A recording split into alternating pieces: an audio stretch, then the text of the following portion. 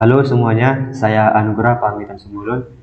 Saya dari kelas Geografi D tahun 2020. Di sini saya akan menjelaskan materi sistem penginderaan jauh. Definisi penginderaan jauh menurut para ahli.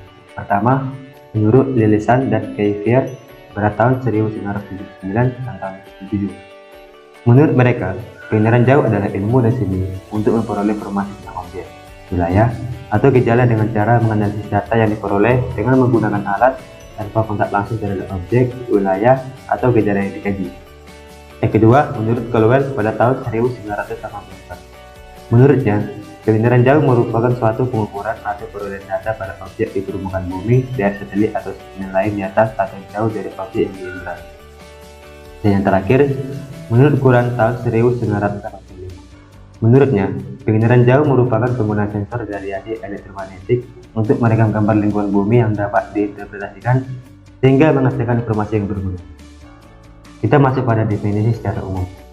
Secara umum dapat dikatakan penginderaan jauh merupakan pengukuran atau akuisisi data dari suatu objek atau fenomena oleh sebuah alat yang tidak secara fisik melakukan kontak dengan objek tersebut, atau pengukuran atau akuisisi data dari sebuah objek atau fenomena oleh sebuah alat dari jarak jauh, misalnya dari pesawat, luar angkasa, satelit, kapal, atau alat lain.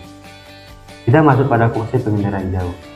Fungsi penginderaan jauh yang pertama, mendata dan mengamati berbagai macam tipe, vegetasi, dan juga jenisnya.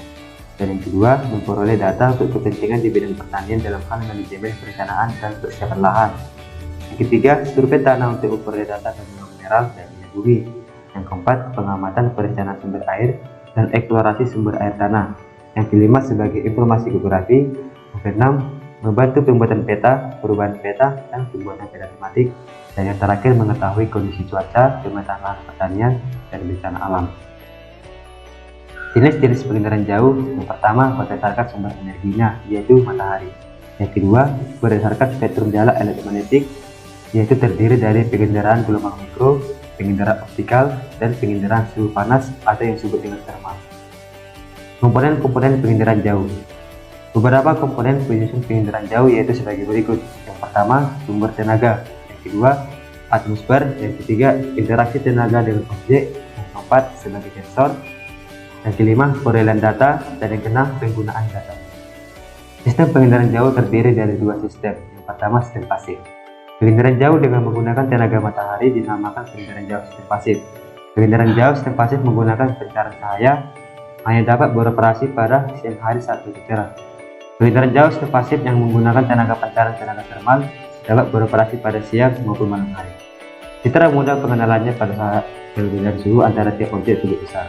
Kelemahan penginderaan jauh sistem ini adalah resolusi spasialnya semakin besar karena panjang gelombangnya semakin besar.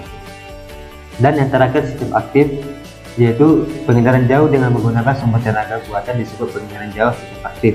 Penginderaan sistem aktif sengaja dibuat dan dipancarkan dari sensor yang kemudian dipantulkan kembali ke sensor tersebut untuk direkam. Pada umumnya, sistem ini menggunakan gelombang mikro, tetapi dapat juga menggunakan spektrum tanpa dengan sumber tenaga buatan berupa laser. Dalam proses penginderaan jarak jauh, menghasilkan output yang disebut dengan citra. Citra dibagi menjadi dua macam. Yang pertama, citra foto. Citra foto merupakan gambaran objek dari hasil penetrasi udara yang biasanya menggunakan sinar udara. Yang kedua, foto non citra. Foto non citra merupakan yang diambil menggunakan sensor yang terdapat di satelit. Demikianlah materi saya yaitu sistem penginderaan jauh. Sekian dan terima kasih.